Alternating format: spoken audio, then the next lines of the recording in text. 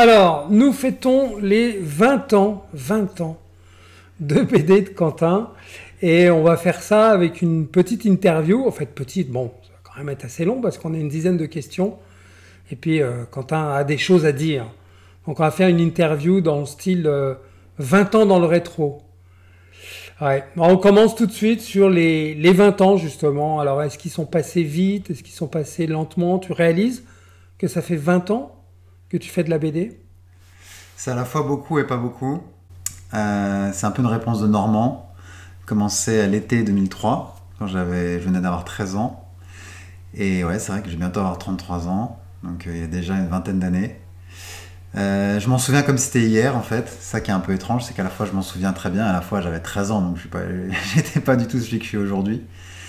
Et à la fois ça montre qu'en 20 ans, on peut quand même faire plein de choses, comme on va en parler, tu sais, hein, que j'ai fait beaucoup de choses différentes, et que ça prouve que quand on se bouge pour un art...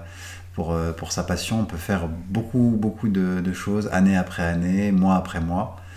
Et je garde un peu Il y avait un petit peu un côté magique quand j'ai commencé les premières planches, forcément. Création du personnage, les planches, très inspirées au début par des auteurs précis. Et après, peu à peu, on élargit le champ d'action parce que je suis parti dans pas mal de directions, comme tu sais. Oui, puis il y a la magie du créateur, c'est-à-dire que tu peux, comme un programmeur, tu peux créer ton environnement, tu maîtrises tous les paramètres. Quelque part, c'est assez vertigineux, mais c'est très jouissif. C'est ce qui m'a plu dès le début, hein. Tout est possible. J'étais en mode, ah mais en fait, un personnage, si on veut lui faire dire ça, on lui faire dire ça. Si on veut que là, il soit dans une rue ou dans l'espace, c'est assez incroyable. Comme dans le roman, que tu maîtrises toi-même. La bande dessinée, ce qui est différent, c'est que là, on choisit ce qu'on va montrer au lecteur. Un peu moins de part d'imagination, mais on peut... Tout d'un coup, si on a envie de travailler sur un décor marquant et y passer quelques heures, après le lecteur fait, ah ouais d'accord, quand même le personnage est dans ce milieu-là, ou des dialogues que les gens vont retenir. C'est assez fascinant, il y a un peu le côté je suis maître du monde parce que je maîtrise ce que disent plusieurs de mes personnages, même pas qu'un seul, mais je peux animer des dizaines de personnages. Alors en plus, toi, pendant ces 20 ans, tu t'es pas contenté de créer et de publier des albums. Tu as fait également des opérations diverses et variées. Comment tu as pu gérer justement ce grand écart entre création d'albums, événementiel, des opérations comme l'interview de Zep, qui a sans doute été un des grands moments de cette période, ou l'opération à l'hôpital? Et ben ça part de mon enthousiasme que tu connais à la base, donc d'aller dans des directions qui me ressemblent et que j'ai envie de déclencher. Alors sans BD pour Pâques que tu évoques, que j'avais fait en 2018, c'est une opération que j'ai adoré faire, mais qui avait j'avais pas mal pédalé dans la semoule pendant plusieurs mois, parce qu'en fait ça se déclenchait pas. Les hôpitaux je contactais me disaient bah non, on n'est pas intéressé pour le faire, et je pouvais pas trop déclencher les auteurs tant que j'avais pas le lieu. Ouais. Et ça finit par déboucher, donc en avril 2018, on allait offrir 100 albums de BD dans un hôpital. C'était quel hôpital? C'était l'hôpital Couple Enfant, qui est en Isère, voilà, près de Grenoble. D'accord, ok. Et en fait, ça s'est déclenché parce que j'ai eu le partenariat avec l'association Les Blues Roses, qui m'a aidé à décoller à partir de ce moment-là. Après, je crois que c'était 4 ou 5 mois de galère où je disais, je veux aller au bout de ce projet, ça va se faire. Ça a fini par décoller grâce à eux qui sont habitués à aller dans le milieu hospitalier voir les enfants, donc c'était un moment magique. Et c'est vrai qu'il fallait tenir bon, comme dans beaucoup de projets en fait qui sont jamais gagnés d'avance. Mais le moteur, l'essence qui fait avancer la voiture, c'est l'enthousiasme en fait, c'est la passion qu'on peut avoir pour ça. Donc très heureux quand ça se déclenche. L'interview de Zeb, comme tu dis, c'était un super moment parce que c'est mon mentor et mon auteur préféré de bande dessinée. Donc pouvoir l'interviewer il y a déjà 4-5 ans, c'était en 2018 aussi. Pour ses 30 ans de BD, c'était génial. Il m'a partagé plein de belles choses en vidéo.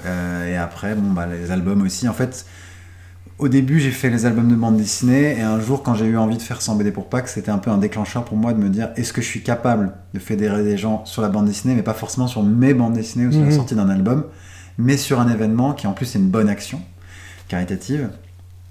Et à partir de ce moment-là, ça m'a donné confiance pour ensuite faire le festival de bande dessinée d'Aix-les-Bains que j'ai co-créé, et ça m'a vraiment donné confiance. Donc je pense que les 4-5 mois de pédalage dans la semoule valaient le coup, parce que si on passe cette étape, ça peut ensuite enchaîner sur autre chose, et ensuite enchaîner sur autre chose. Donc à tous ceux qui font des projets qui à un moment donné sont dans la pédale dans la semoule comme moi, je l'ai dit plein de fois, il faut persister parce que peut-être qu'au bout du chemin, il y a quelque chose d'incroyable qui va ensuite mener vers autre chose. Il faut tenir bon.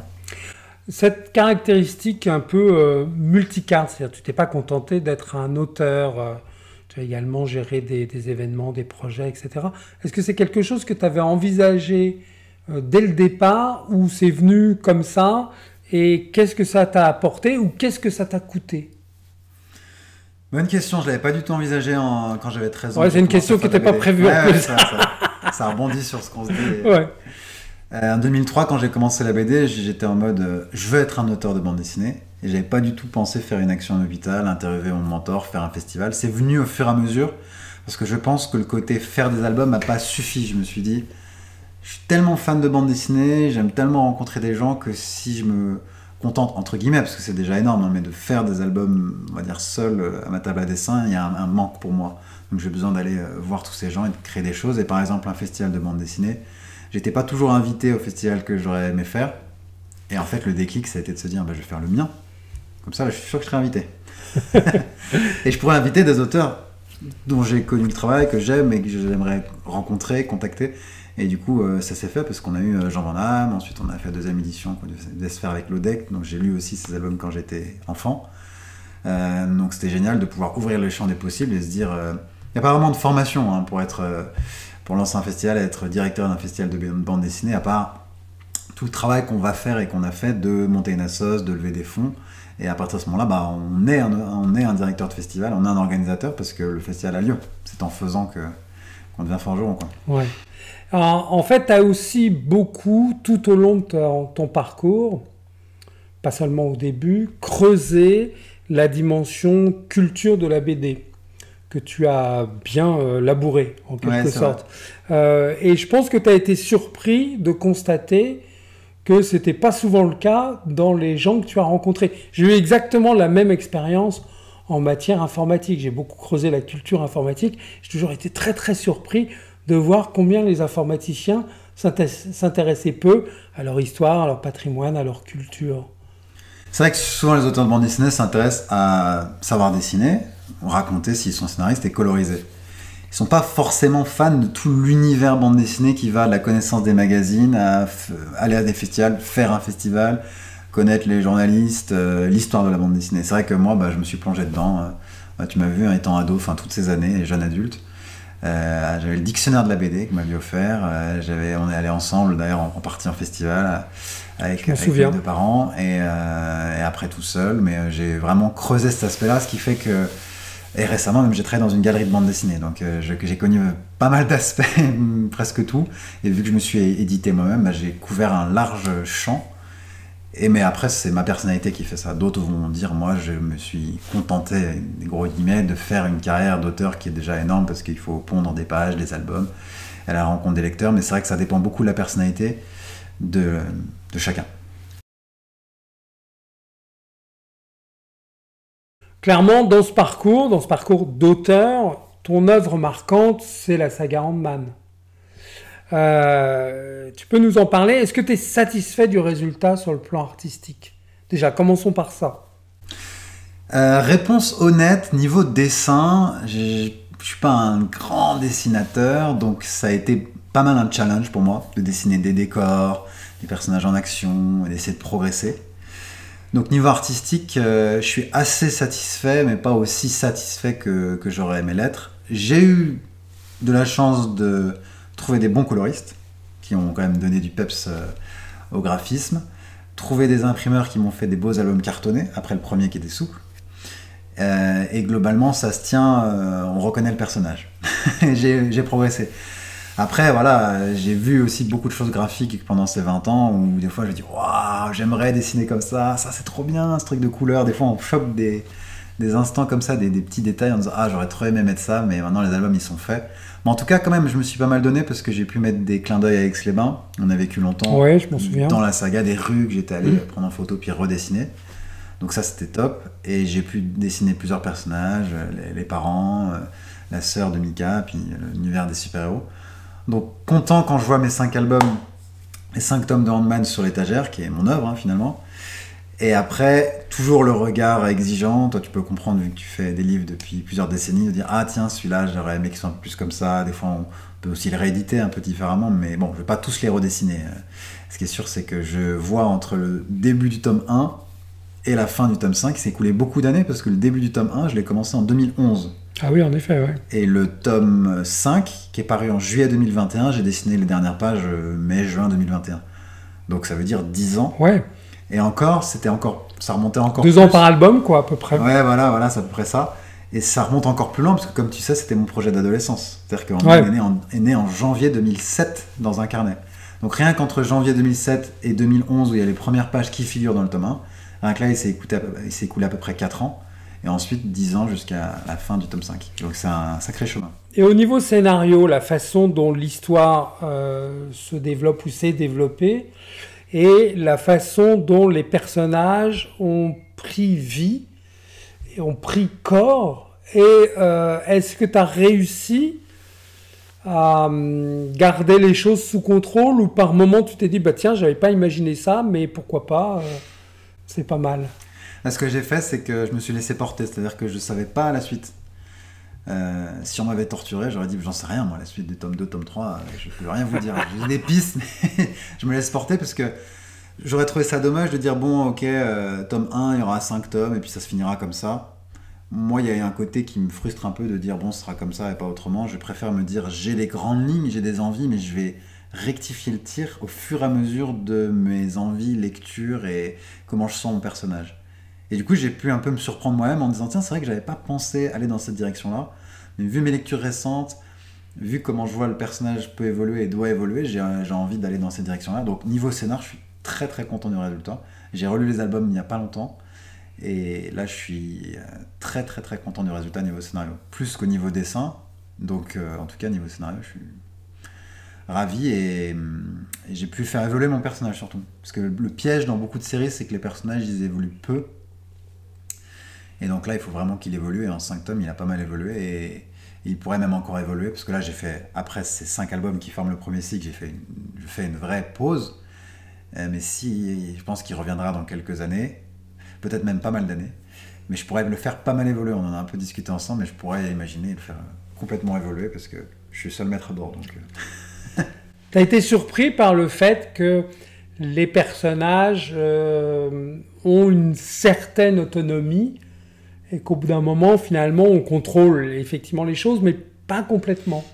Ouais, on en a parlé ensemble, c'est le fait que tu dis bah non, ça je peux pas lui faire ça à tel personnage. Ouais. Comme si quelqu'un que tu connaîtrais et tu dirais lui il pourrait faire ça, tu dis bah non, je le connais, il voudra pas faire ça. Au bout d'un moment, les personnages nous échappent un peu, un peu avec des guillemets, parce qu'on dit ah non, mais lui, si je lui fais faire ça, ça marche pas, c'est plus lui, parce que ça y est, il a pris vie. Ouais, j'ai ressenti ça, c'est vrai. Mais c'est bien, hein. Ça prouve que t'es pas non plus marionnettiste, pardon, et que tu peux justement avoir un contrôle sur les personnages, mais qui est pas 100% illimité. Il y a quand même dire ah non, lui je l'ai créé, je lui ai donné vie, maintenant je peux un peu influer sur sa destinée, mais pas faire n'importe quoi. Est-ce que ça t'est arrivé aussi de te dire que tu fonctionnais en mode correspondant à un de tes personnages pour une situation particulière dans ta vie? Ah ouais, c'est vrai. C'est vrai. Le côté débridé d'un personnage, vraiment, tu vas être débridé. Le côté timide d'un autre, tu peux être timide d'un autre. Ouais, c'est vrai que c'est... En fait, nos personnages sont le reflet de ce qu'on est, ou des fois de ce qu'on n'est pas, mais qu'on a envie d'injecter dans un personnage. Ouais. Ça, c'est assez marrant. La magie de la création, je veux dire, il n'y a pas d'autre chose. Et tu connais parce que tu en as créé plus que moi des personnages. J'aime bien d'ailleurs cette citation, la magie, c'est quand l'âme agit. Ah oui, c'est pas mal ça. Décortique, ouais. Toujours sur Ant-Man en particulier, mais ton parcours d'auteur en général, abordons le volet commercial qui est important, bien entendu. Et la question, c'est pourquoi est-ce que c'est si dur de percer dans ce milieu-là, dans ce domaine-là? Oui, grande question. Enfin, il y a plein de domaines où c'est dur, hein, on en est tous là, ouais. à ramer. Mais bon, pourquoi? Est-ce que tu as une explication? J'en ai plusieurs, ouais. Faut trouver son public. Que tu sortes un disque, une bande dessinée, un film, à un moment donné, si tu ne trouves pas ton public, c'est très compliqué. Trouver son public, ça veut dire que des fois, il se passe une magie, qu'à un moment donné, il y a une œuvre qui correspond à quelque chose qui est attendu par le public, et les deux se rencontrent. Une période aussi, des fois. Ouais, période, le contenu, un public, une petite magie et d'autres éléments dont je peux parler après qui vont arriver et faire que, bam, tout d'un coup, une bande dessinée se vend 1 million d'exemplaires, un disque se vend 5 millions d'exemplaires, alors que d'autres se vendent à 15 exemplaires. Et on dit, pourtant, quelqu'un qui a même lu les deux, il dit, le truc que j'ai acheté qui s'est vendu que 15 exemplaires, je trouve ça génial. Le truc que j'ai acheté qui se vend 1 million, je trouve ça aussi génial.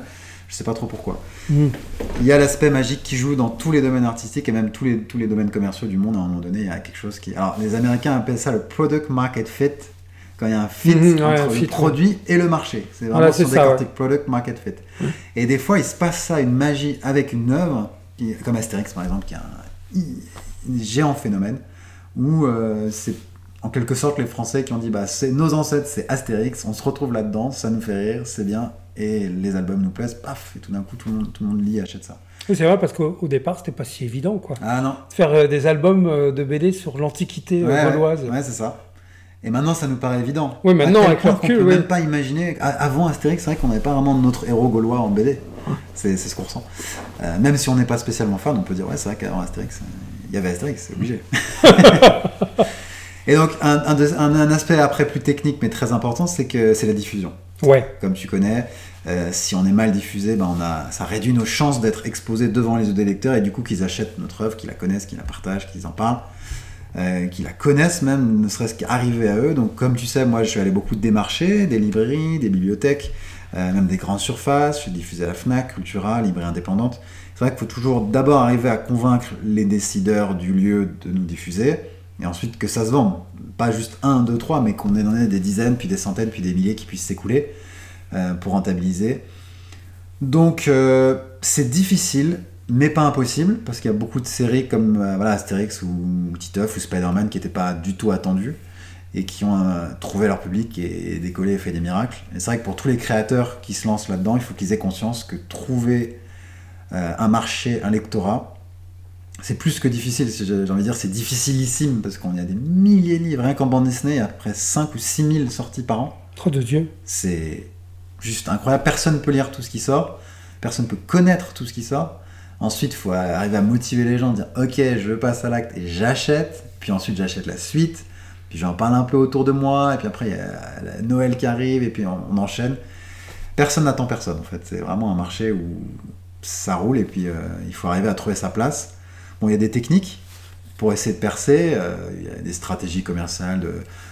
Je donne un exemple des bandes dessinées sur les Jeux Olympiques. Pendant les Jeux Olympiques, il va y avoir un focus qui est fort. Mais après, après les Jeux Olympiques, ça peut paraître daté et plus du tout se vendre, tout simplement. Donc ça veut dire qu'il faut tirer tout ce qu'on peut pendant cette période et après il n'y a plus rien.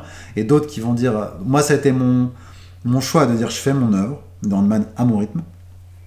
J'aurais pu par exemple, plus commercialement parlant, j'aurais pu dans Ant-Man dire ça se passe à Aix-les-Bains, qui est la ville où on a habité 25 ans.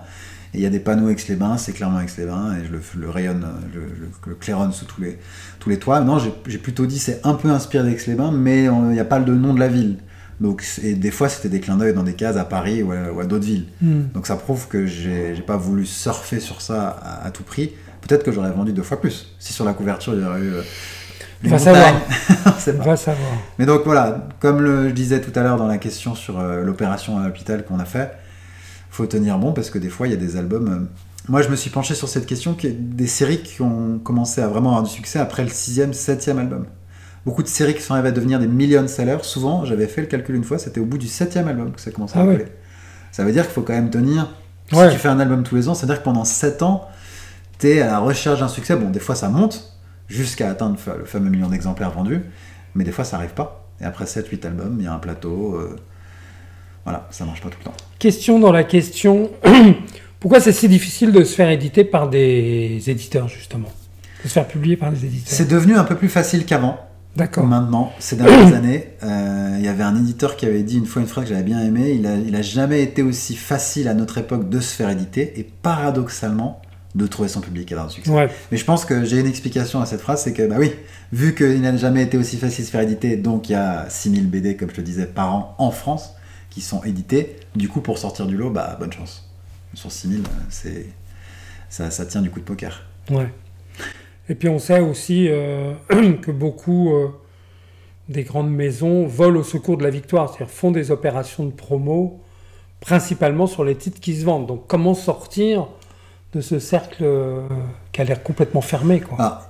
Les éditeurs me l'ont jamais dit texto, mais je pense, pour avoir beaucoup réfléchi sur le marché pendant 20 ans, en fait, ils lancent des bandes dessinées comme des bouteilles à la mer, des ballons d'essai, on va dire. Et ils disent, quand il y en a un qui marche un petit peu, tout seul, sans qu'on le pousse beaucoup, on va pas mettre beaucoup de marketing sur un tome 1, etc. Et ben là, on le pousse et là, on met la force de frappe derrière. Il a réussi à marcher tout seul, à nager tout seul, et ben on lui donne une super combinaison de nageur et il devient un méga nageur. Mais c'est vrai que ça fait un peu voler au secours de la victoire. Et des fois, il y a aussi l'autre cas, il faut quand même leur rendre justice. Parfois, il y a des éditeurs qui maintiennent des séries qui ne marchent pas bien commercialement. J'avais lu un livre sur les éditeurs de bande dessinée qui parlait de tout cet aspect commercial et qui disait cette série, elle ne marche pas bien, on n'arrive pas à la faire fonctionner depuis des années, c'est tout juste rentable, mais on l'adore tellement qu'on la maintient quand même, on continue, les auteurs aiment ce qu'ils font, nous on aime cette série, on pense qu'elle va exister, qu'elle doit exister et peut-être qu'un jour elle marchera mieux, mais en tout cas ils la maintiennent. Donc ça c'est quand même bien. En effet, comme quoi tout existe. Revenons sur l'opération du festival de BD d'Aix-les-Bains. Bon, ça a été un souvenir fort, une opération difficile, mais réussie. Mais au final, qu'est-ce que ça t'a apporté Est-ce que ça t'a pas coûté un petit peu dans ta carrière, entre guillemets? Soyons honnêtes, tout ce que j'ai fait m'a un peu coûté à un moment donné, un peu en temps, des fois en argent, et des fois avec des espoirs qui n'étaient pas forcément récompensés à la fin, c'est partie du job. Par exemple, sans BD pour Pâques, j'avais vraiment envie de le faire pour revenir sur ça, parce que c'est ça qui m'a donné confiance pour le festival. En 2018, je me souviens que j'avais vraiment tout mis dedans, je pensais que à ça pour faire aboutir le projet. J'avais un peu négligé le côté stabilité à côté, donc je m'étais mis dans une situation compliquée. Et après, j'ai dit, bon, on a réussi à le faire, maintenant j'ai confiance, prochaine étape, créer un festival de bande dessinée. Une fois que j'ai convaincu 2 amis de fonder l'association pour le faire, on l'a fait. Et après 18 mois de travail, on arrive à l'édition en 2019, Festival BD Aix-les-Bains, qui était le premier, on n'avait jamais eu. Ça coûte pas mal de temps, d'énergie. En plus, moi, je suis très intense, donc j'avais tendance à me relever la nuit pour noter des micro-idées qui, mises bout à bout, ont fait le festival. Pour les gens qui veulent se lancer là-dedans, c'est vrai qu'il faut être conscient de la chose avant, peut-être. Mais des fois, quand on est inconscient, c'est pour ça qu'on le fait, sinon si on était conscient, il y a plein de trucs qu'on ferait pas. Je suis pas sûr que mes 2 potes m'auraient suivi si je leur avais dit au début le cahier des charges réaliste. Combien on va en baver? Même moi, je le savais pas à ce point-là. Heureusement qu'on le savait pas, sinon on l'aurait pas fait. Donc oui, ça coûte. Ça coûte pas mal. Tout simplement, il faut dire aux salariés qui nous écoutent, est-ce que vous seriez prêt à travailler 1 an et demi sur une opération où vous n'êtes pas payé? Où vous utilisez votre voiture pour transporter des cartons, ou vous mettez des chèques de caution à votre nom parce qu'on n'a pas encore créé le compte, etc. Est-ce que vous êtes prêt à faire ça pour un rêve qui est de créer un festival de bande dessinée où vous allez maîtriser les différentes étapes, mais c'est vrai qu'il y a un coût. Alors, ce que ça m'a apporté, j'ai quand même une expérience maintenant même de management en quelque sorte, parce que les bénévoles, on remercie encore au passage, sans eux, les événements sont pas faisables, on en a souvent parlé ensemble. Sans eux, il n'y a pas de festival. Donc la trentaine de bénévoles qui nous ont suivis sur le festival, j'ai eu une expérience de pouvoir les motiver, les rassembler. Et en plus, ils ont relancé pour la 2e puis 3e édition. Donc il faut quand même suivre sur le long terme, sur plusieurs années. Rester motivé. Et les partenaires aussi, pareil, sans eux, rien n'est possible. Donc il faut arriver à la fois négocier avec la mairie pour une subvention, à la fois motiver la télé à venir, à la fois prendre les billets d'avion pour l'invité d'honneur. C'est ultra formateur. Je peux tout faire. Une fois que j'ai fait un festival de bande dessinée, je le dis souvent, c'est mon école. C'est comme une école de commerce, école de vie. Dites-moi, ça ira plus vite que je vous dise ce que je n'ai pas fait. Tellement c'est vaste. Et on s'appuie sur les forces de chacun, hein, bien sûr. C'est vrai que sans aussi mes potes qui ont lancé le festival avec moi, ça n'aurait pas été faisable tout seul. Mais c'est vrai que ça nous apprend à être moteur, de dire on a un cap, on sait ce qu'on veut faire et pourquoi ça va être superbe. Maintenant, il faut faire ça. Et ça va d'imprimer un flyer à aller tout simplement pour héberger un auteur, parce qu'au dernier moment, on se rend compte qu'avec l'hôtel, ça ira pas. Enfin, tout un tas de choses. Donc très formateur. C'est presque de l'ordre de la vocation, en fait. Ouais, je pense que j'étais bien fait pour ça, parce que j'ai mené ça avec succès. Après, maintenant, je veux faire d'autres choses, bien sûr. Mais c'est vrai que je suis très content d'avoir fait. Si je l'avais pas fait, là, on serait en train de faire un bilan des 20 ans de BD, mais il n'y aurait pas un festival dans l'histoire. Je dirais, c'est dommage, j'ai toujours ressenti une petite envie de faire un festival BD, donc peut-être que ça me titillerait. Pour la petite histoire, il est sorti de terre en 2019, le festival, mais j'avais eu l'idée en 2015, ça s'était pas fait. Puis en 2017, avec d'autres amis avec qui je voulais lancer, ça s'est pas fait. Donc c'est le 3e essai qui était le bon. Ça a mis quand même 4 ans pour déboucher. Alors, là, tu me tends la perche pour une question imprévue. dans ton parcours, qu'est-ce que tu regrettes de ne pas avoir fait? Alors, parce que là, tu dis, si j'avais pas fait le festival, c'est vrai. Là, je le regretterais parce que j'ai toujours eu envie, etc. Est-ce qu'il y a eu comme ça un gros truc de mis de côté Pas vraiment, en fait. Le seul petit truc, c'est que j'aurais voulu plus pérenniser le festival. Malheureusement, pour resituer dans le contexte, premier festival, novembre 2019, gros succès, très très content. Et moi, tu le sais, juste après, j'étais chaud pour continuer, préparer la deuxième édition, et j'ai même l'idée de faire d'autres festivals dans d'autres villes. Ce qui aurait demandé encore plus d'heures, j'aurais un peu moins dormi. Et en fait, est arrivée la crise Covid qui a presque tout mis par terre et tout mis à plat. T'as pas été le seul, mais... J'ai pas été le seul, mais j'étais un de ceux pour qui ça a fait un peu mal, parce qu'on a bossé toute l'année 2020 pour un festival deuxième édition qui était prévu pour novembre, encore une fois, et en fait, malheureusement annulé à cause de la crise Covid. À ce moment-là, je disais, je veux plus entendre parler de faire un festival. Et j'ai quand même refait un retour en 2022, où la crise s'était beaucoup calmée. Mais c'est vrai que j'aurais voulu le pérenniser. S'il n'y avait pas eu le Covid, j'aurais fait... 2019, 2020, 2021, 2022, peut-être qu'on aurait solidifié. Mais en fait, ce qui a été difficile à cette époque-là, c'est les nouveaux festivals qui venaient de se lancer. Qu'encore les événements, les vieilles charrues, tout ça, l'État, les collectivités, les pouvoirs publics, ils vont suivre en disant c'est quand même un festival qui existe depuis 20 ans, donc malgré Covid, on continue d'alimenter. Mais nous, on était un tout juste festival, donc tout juste lancé. Il y a eu une crise, on dit on va peut-être plus le faire, c'est trop compliqué. Et du coup, on n'est pas forcément aussi aidé que si on leur avait dit, les gars, ça fait 15 ans qu'on fait un festival, il faut vraiment nous soutenir. Donc, il y a eu même des événements ultra connus sur le plan mondial qui n'ont pas résisté à cette crise. Je pense en particulier au Salon de l'Auto de Genève, qui a disparu suite à ça. Extraordinaire. Si on avait dit ça avant, on aurait du mal à le croire. C'est vrai. Retour au cœur de ce qui fait la création de la BD.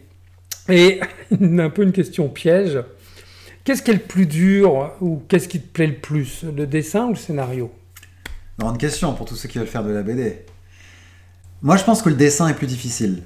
Parce que le dessin, même quelqu'un qui s'y connaît pas trop en dessin, il peut jauger en une demi-seconde si c'est bien fait, mal fait, si ça l'inspire ou si ça l'inspire pas. Un scénario, il faut un peu plus de temps pour rentrer dedans. C'est vrai. Et les scénaristes peuvent développer plusieurs scénarios en même temps. C'est-à-dire qu'un scénariste dans le milieu... il peut faire 2-3 albums par an. Certains vont chercher 6-7 albums, je sais pas où ils trouvent le temps, mais ils font beaucoup d'albums.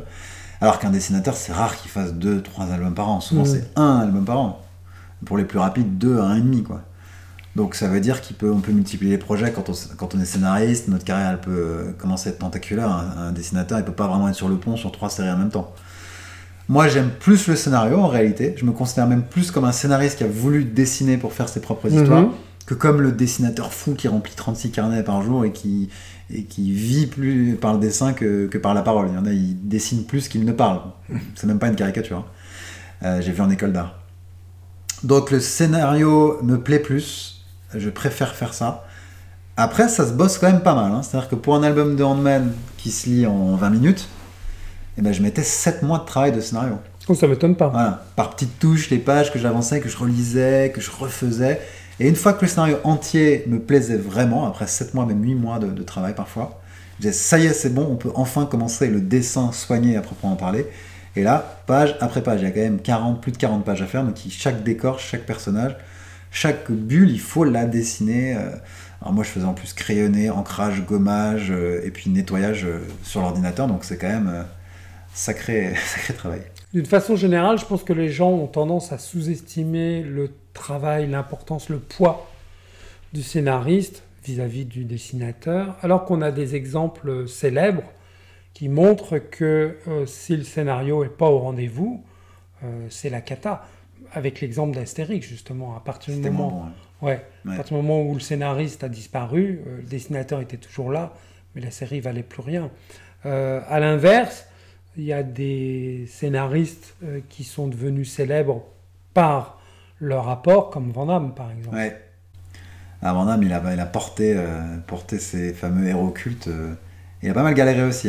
On pourrait faire lui aussi passer 20 ans de BD, peut-être 40 ans de BD, avec son autobiographie où il parle qu'avant d'avoir ces 3 héros cultes, il a galéré à les placer, mais une fois qu'il les a placés, c'est parti. Alors, il y a quelque chose qu'on dit souvent, c'est on peut acheter un tome 1 pour un dessin qui nous envoûte, un peu comme le physique d'une personne, on est sous le charme, mais si le scénario est bidon, on n'achètera pas le tome 2.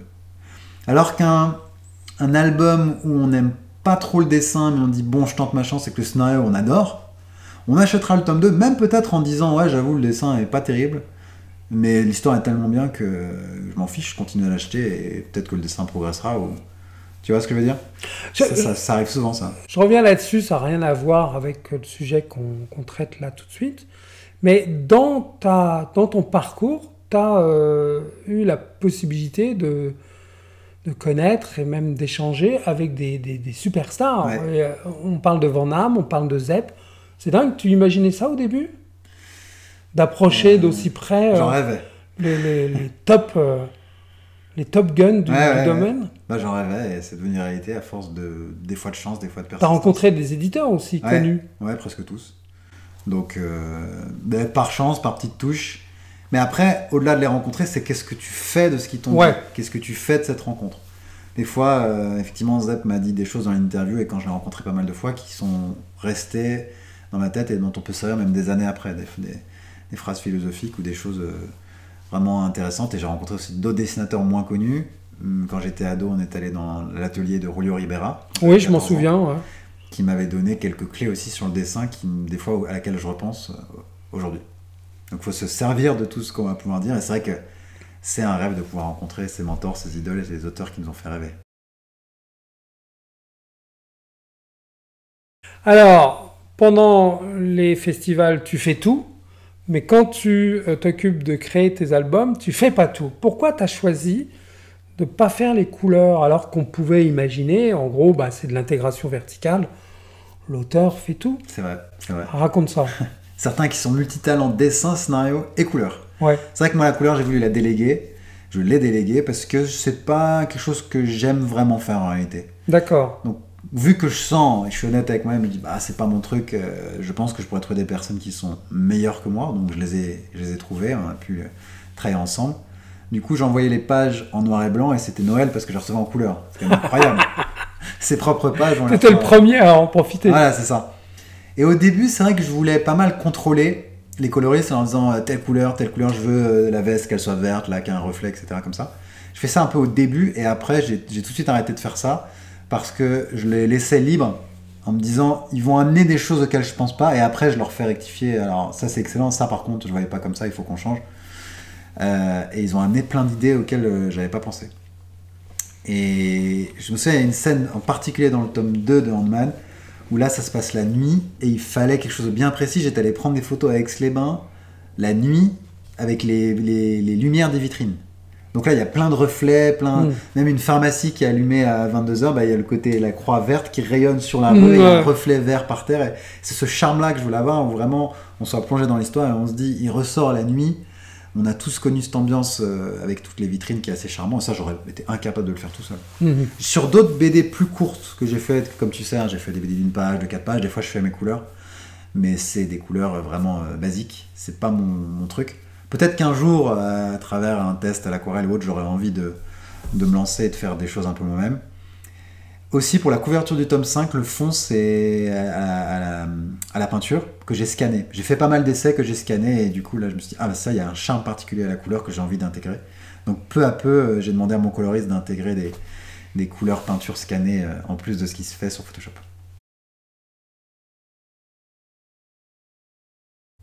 Maintenant, parlons de l'auto-édition. Quelles sont, d'après toi, les forces et faiblesses de cette approche ?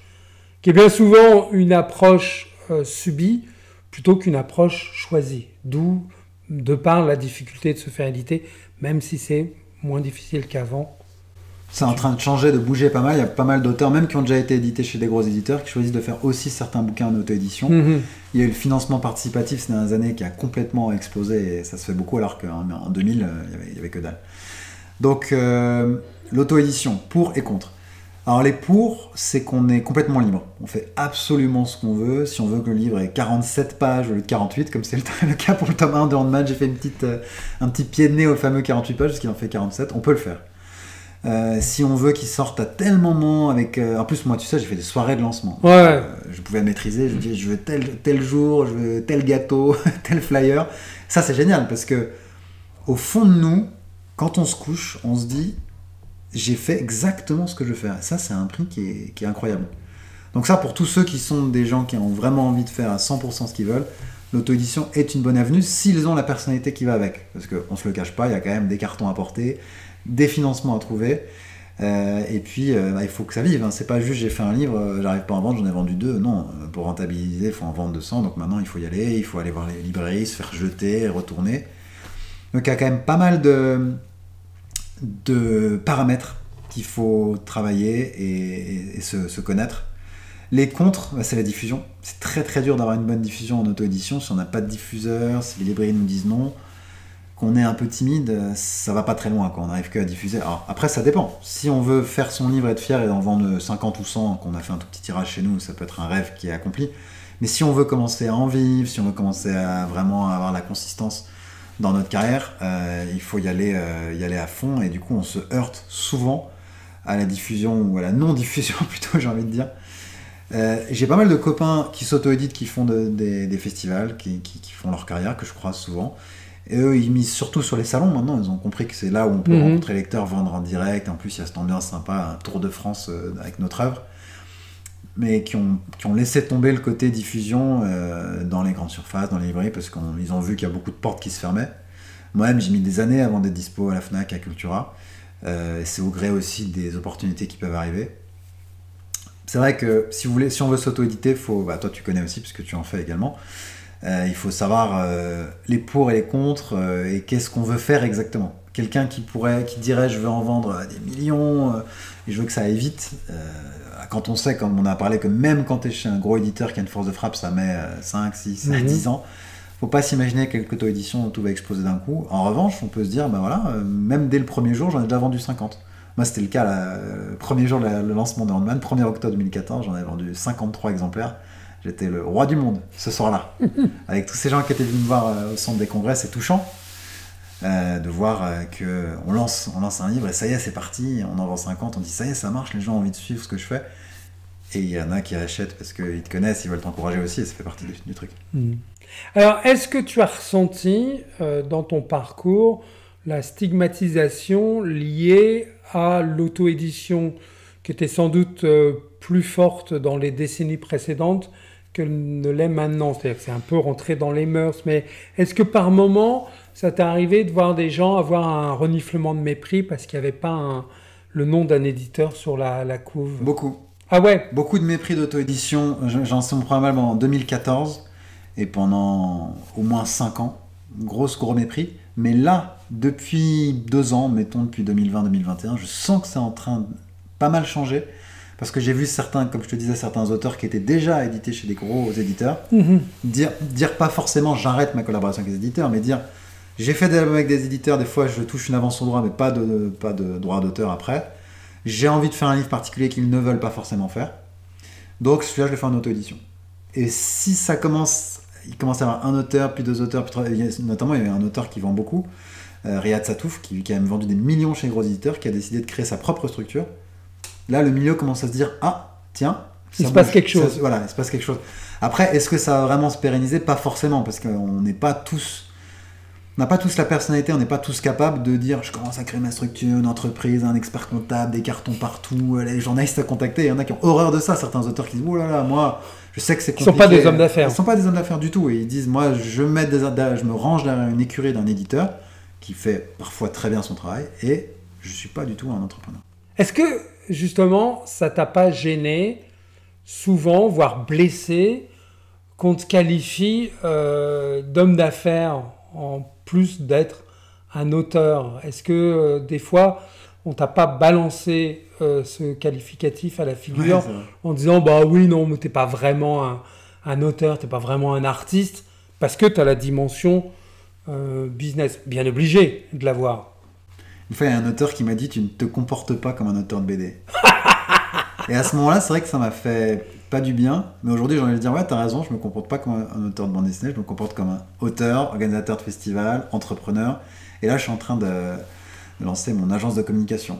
Donc, on peut lui rendre hommage en disant merci de m'avoir donné cet aspect-là, parce que on le prouve aujourd'hui avec la discussion qu'on a sur tout ce qui a été entrepris, c'est qu'on n'est pas obligé d'être le dos courbé sur une table et de faire que dessiner. On peut à un moment donné, on peut faire ça, être un auteur, uniquement auteur, et c'est déjà énorme. Mais on peut aussi dire, moi j'ai envie de faire un festival, de lancer une librairie. J'avais ce projet à un moment donné, par exemple. Heureusement que tu l'as pas fait. Il y a une librairie qui s'est lancée qui accueille que des auto-édités. Ah ouais, carrément. Dans le Nord. Ça, c'est un positionnement. Donc, voilà, c'est un positionnement clair. Et il y en a en fait des dizaines qui étaient un peu chez eux en disant « Ah, j'arrive pas à me faire diffuser par la librairie ». Et là, ils débarquent et la librairie est pleine d'auto-édités. Donc ça, c'est une démarche qu'on peut saluer. Et ça marche ? Ça a l'air de pas mal marcher. J'ai pas le chiffre d'affaires, mais ça a l'air d'avancer. D'accord. Une question où on va déborder un peu de ton parcours, ton propre parcours, ton parcours personnel, et on va puiser dans ta culture du milieu. La question que j'ai envie de te poser, c'est, bon, 20 ans quand même, c'est une période. Comment tu as vu en 20 ans le milieu évoluer, la BD évoluer ? Qu'est-ce que tu peux donner comme feedback là-dessus ? Et puis, on va s'amuser aussi à aller plus loin. Est-ce que tu pourrais, dans un deuxième temps, te projeter et dire, bon, moi voilà, je pense que dans les 20 ans à venir, ça peut tourner comme ça, il peut y avoir telle ou telle piste, telle ou telle hypothèse. Bon, déjà, commençons sur les 20 ans passés. Comment ça a évolué par rapport à ta découverte de la BD en 2013 ? Il y a un bon indicateur pour ça, c'est la série Spirou, que moi j'adore. Quand j'ai commencé la bande dessinée en 2003, en 2004 ça a été repris, donc c'était le retour de Spirou. Mais depuis ces 20 ans, c'est parti dans pas mal de directions. Ils ont fait pas mal d'albums one-shot, Spirou vu par... Il y a même eu un Spirou manga. Donc c'est bien la preuve qu'un éditeur qui, quand j'ai commencé en 2003-2004, était sur un schéma classique, Spirou depuis des ultra décennies, classique même. Très classique. Est parti dans plusieurs directions, et parfois avec des succès que même l'éditeur n'attendait pas forcément. Il y a des Spirou qui ont tout d'un coup, dans un autre style... Pour faire vivre la franchise, ou pour des questions de survie, pourquoi ? Ouais, il faudrait leur demander, parce que des fois on se pose la question. C'est vrai que moi j'ai vu différents Spirou, des fois que j'adorais, des fois que j'étais moins convaincu, mais il y a eu beaucoup de choses qui ont été tentées, en tout cas ça c'est bien. Et même le Spirou manga qui était assez culotté. Ce que je pense sur ces 20 années qui viennent d'arriver, c'est qu'on est en train de voir la fin du 48 pages classique. Ah ouais. 48 pages, A4, classique couleur. Je pense pas qu'il va disparaître, mais je pense qu'il va être beaucoup moins omniprésent qu'il ne l'était avant. Parce qu'il y a encore 20 ans, les gens disaient c'est le format classique. Tu veux faire un BD de 120 pages noir et blanc, ça se fait pas vraiment. Aujourd'hui, on va avoir un éditeur, un tiers de ce qu'il fait, c'est des one-shots de 80, 100 ou 130 pages. Un tiers de ce qu'il fait, peut-être, c'est le classique 48 pages, quand même, qui reste encore et qui se vend très bien. Et un tiers, ça va être des intégrales, d'autres choses différentes. Mais on a vu des albums à l'italienne. Par exemple, le Spirou manga, il était comme ça à l'italienne. On a vu des one-shots de jeunes auteurs de 150 pages en 2003. J'aurais même pas imaginé ça. J'en voyais un petit peu, j'en ai vu un peu arriver, mais ça se faisait pas beaucoup. C'était un peu de l'ordre de l'exception. Alors que là, la bande dessinée est complètement partie dans plein de directions tentaculaires en disant on peut absolument tout faire.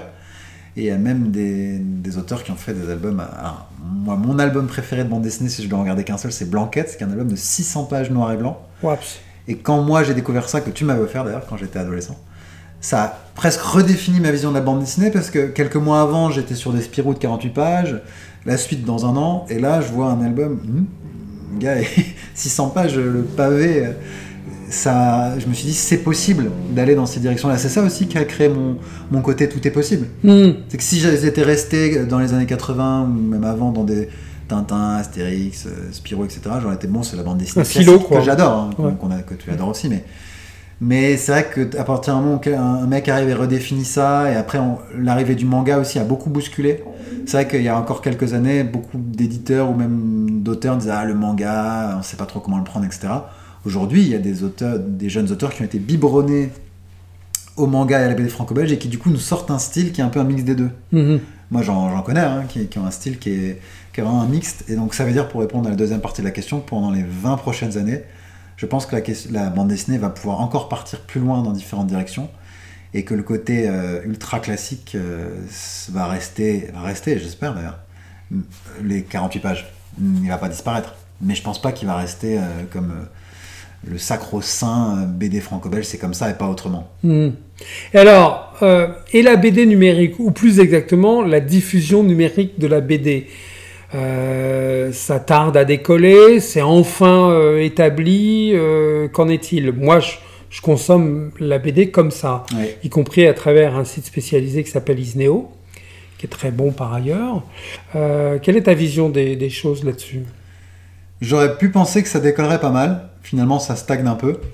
Peut-être parce que les Français sont ultra attachés au papier, ultra attachés à la collection, dans la bibliothèque, de voir comme ça toutes les couvertures, les tranches des couvertures, ça les touche. Ça peut être un cadeau. Il y a une vraie tradition, comme tu sais, chez nous, la BD franco-belge. En Europe, c'est un peu une exception. La France et la Belgique. La Suisse, on peut rattacher aussi parce qu'ils sont très fans. De ce côté, l'auteur, le sacro-saint auteur, la sacro-sainte dédicace, la sacro-sainte collection, ou d'autres pays, j'ai l'impression que les US par exemple sont moins accrochés à ça. Donc peut-être que le numérique a, je crois, plus percé chez eux. Après on verra, hein. Franchement tout reste ouvert, je sais pas trop. Moi ce que je pense pour résumer, c'est le 48 pages couleur classique en diminution de domination.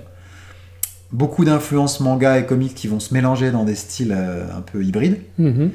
Et le numérique qui devrait, je pense, trouver... peut-être qu'en fait, il n'a pas encore vraiment trouvé son modèle économique, ou on en parlait au début, son product market fit, qui fait que, hop, je sais pas, on peut imaginer qu'un site dise tous les mois 1000 nouvelles pages, et c'est 1 euro par mois, et tout d'un coup, il y a plein de gens qui déboulent, et puis qu'ils trouvent au bout d'un moment un lectorat assez suffisant pour que ça marche. À voir, tout reste ouvert. Bon, on passe un bon moment ensemble, hein, mais on est arrivé au bout là. On est arrivé à la dernière question, question classique pour conclure ce type d'interview. Si c'était à refaire ces 20 ans, qu'est-ce que tu changerais? Est-ce que tu changerais quelque chose? Oui, bien sûr. Cette question est toujours intéressante parce qu'on peut se dire, là je réponds aujourd'hui, en 2023, donc c'est entre guillemets facile de dire, bah tu vois, 2015 je ferais autrement comme ça parce que j'ai mon cerveau de 2023. Donc déjà, je suis très content d'avoir publié ma saga Ant-Man et l'avoir fait comme je voulais. Mais c'est vrai que si c'était à refaire, j'aurais un petit peu changé l'aspect commercial. C'est-à-dire que j'aurais plus pensé à, d'accord, c'est ma série de cœur, d'accord, j'ai envie de la faire. Mais pour que ça se développe, pour que ça avance, ben, il faut en vendre, il faut toucher un public, etc. Donc j'aurais peut-être essayé d'accélérer les choses pour en faire un tous les ans. Là, j'ai pris mon temps en faisant un tous les 18 mois. Mais pour revenir sur ta question d'avant, c'est long aujourd'hui pour des gens d'attendre 18 mois pour un 45 pages. À l'heure des séries où ils consomment 4 épisodes par jour et ils veulent la suite, c'est très long, très très long d'attendre. Donc je pense en tout cas, j'aurais aimé plutôt en faire un tous les ans. Mais j'ai un peu cette même réflexion pour le festival dont on a parlé tout à l'heure, c'est de dire, après c'est un idéal parce que c'est pas facile à faire. Mais je me suis dit, pour vraiment pérenniser un événement et que ça rentre dans la vie des gens, si on avait réussi à en faire 2 par an, peut-être un peu plus réduit, pas avec... si on a un gros festival, on le coupe en 2, ça fait 2 festivals peut-être plus modestes.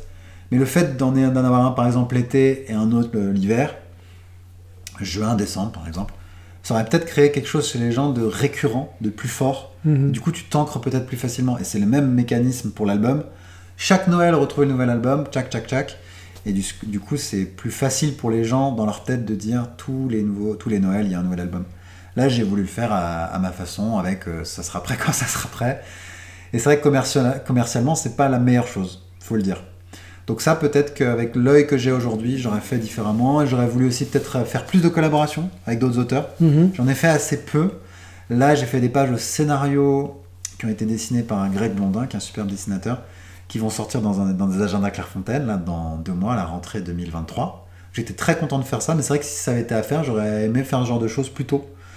J'ai pas beaucoup développé cet aspect-là. Il y a eu mes coloristes, il y a eu des projets, mais cet aspect collaboration, j'aurais peut-être aimé plus le faire. Pourtant, en matière d'expériences diverses et variées, on n'a pas grand-chose à te reprocher. Tu as eu un parcours très éclectique. Ça, à un moment donné, il faut manger et dormir. Il y a des heures qu'on peut plus squeezer, quoi. On peut pas dire... Bon, c'est sain, je pense, c'est très bien de dire j'aurais aimé faire plus, j'aurais aimé faire ça, parce que ça prouve qu'on a encore la flamme et l'enthousiasme. Et il me reste encore des belles années, j'espère, à faire plein de choses. Mais c'est vrai que quand on se penche sur le parcours, on dit ok stop, on regarde, on a envie de dire là j'aurais voulu faire un petit peu mieux, là j'aurais voulu faire plus, là j'aurais voulu mieux dessiner, c'est normal, c'est normal.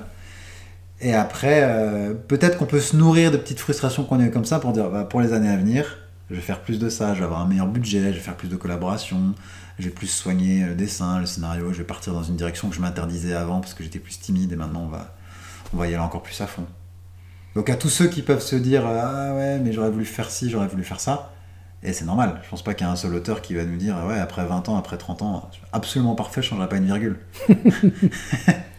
Et alors le Quentin de 2003, si on pouvait lui dire tu vas consacrer les 20 prochaines années à la BD, il serait content, il serait surpris? Ah bah c'est ce qu'il voulait.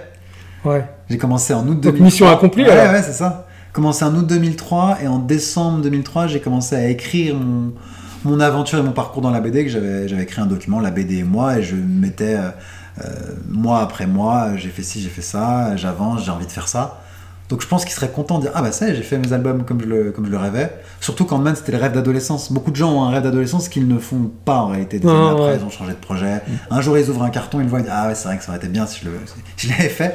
Et moi c'est vrai que j'ai réussi à le faire, donc c'est superbe. Le festival aidé par beaucoup de gens, il a pu sortir de terre. Donc je pense qu'il serait content sur cet aspect-là, le Quentin de 2003. On va rester là-dessus. Allez. Bravo Quentin pour ces 20 ans. Merci Dan. Bon anniversaire. Merci.